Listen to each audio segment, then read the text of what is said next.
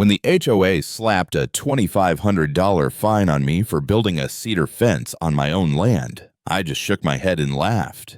But when their president leaned over, looked my 12-year-old daughter dead in the eye, and said the smell of goats would lower property values, I stopped laughing real fast. 2 weeks later, I brought in 30 head of cattle and parked them right on the border of her pristine little subdivision. And buddy, that's when things got interesting. Name's Jack Whitmore, born and raised right here on this patch of Wyoming dirt. My granddad bought this land in '42, and I'm the third generation to bleed into it. After losing my wife a couple years ago, it's just been me and Lily, my little girl who begged me for goats like her life depended on it. That fence? It was for her, something for her to care for, to keep her smiling. I figured if a few posts and wire could give my daughter a reason to wake up excited, that's a trade I'll take every time. I was hammering the last corner post when I heard high heels clicking down my gravel drive. Out steps Brooke Langford, HOA president of Oak Ridge Estates, or as I like to call it, Stepford Deluxe. Blonde, spotless, clipboard in hand, acting like she just stepped out of a catalog. She walks up, looks around like she owns the place, and starts lecturing me about visual harmony and how my rustic fence violates their standards. I told her, real polite, "Ma'am, this ranch has been standing long before your neighborhood ever had a name." She didn't like that much. Then Lily rounded the corner, backpack bouncing, headed for the bus. Brooke looked at her like she saw a ghost. Then, like a switch, her face hardened. She smiled sweetly and said, "Honey, doesn't that smell bother you? All these animals. It's not nice for our community." Lily just looked at me, confused, like she was the one being rude. That's when I stepped forward, placed myself right between them, and said real quiet, "This conversation's over, ma'am." My dad used to call that my last word tone. 3 days later, a letter shows up taped to my door. Big official seal, threatening tone, HOA letterhead, $2,500 fine, and a warning that repeat violations could lead to property seizure. I read that line twice, then I laughed, because clearly Brooke had no idea who she was messing with. See, what she didn't know was that my ranch sits on 40 acres of land deeded before her subdivision ever broke ground. I spent that night digging through my father's old files, and there it was.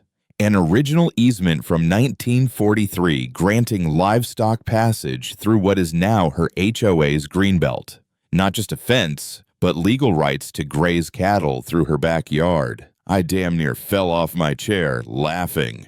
Next morning, I drove straight to her colonial palace and handed over a folder, thick with deeds, maps, and the kind of paperwork that makes lawyers twitch. She didn't even read it, just handed it back and said, "Mr. Whitmore, my husband knows everyone worth knowing in this county. You do well to cooperate."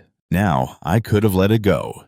But when Lily came home crying because Brooke had called the school and claimed our home was unsanitary, that's when it stopped being about fences or goats or HOA nonsense. That was war. I called Jake Martinez, an ag law attorney with a mean streak and a love for lost causes. Showed him the easement. He grinned like he'd just found gold.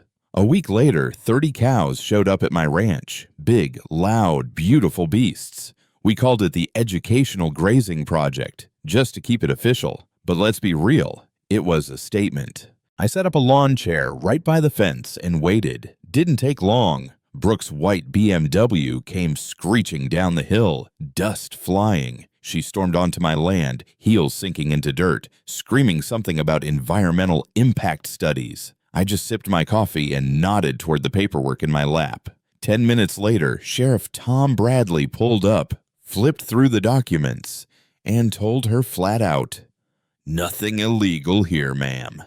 The look on her face? Priceless. She tried rallying the neighborhood, held emergency meetings, handed out flyers warning of disease, noise, even agricultural terrorism. I'm not kidding, but folks weren't buying it, especially not when Helen McCarthy, my neighbor of 20 years, stood up in that garage-turned-HOA meeting and told everyone flat out, "This land's been ranch for longer than most of y'all have had mortgages." But Brooke wasn't done.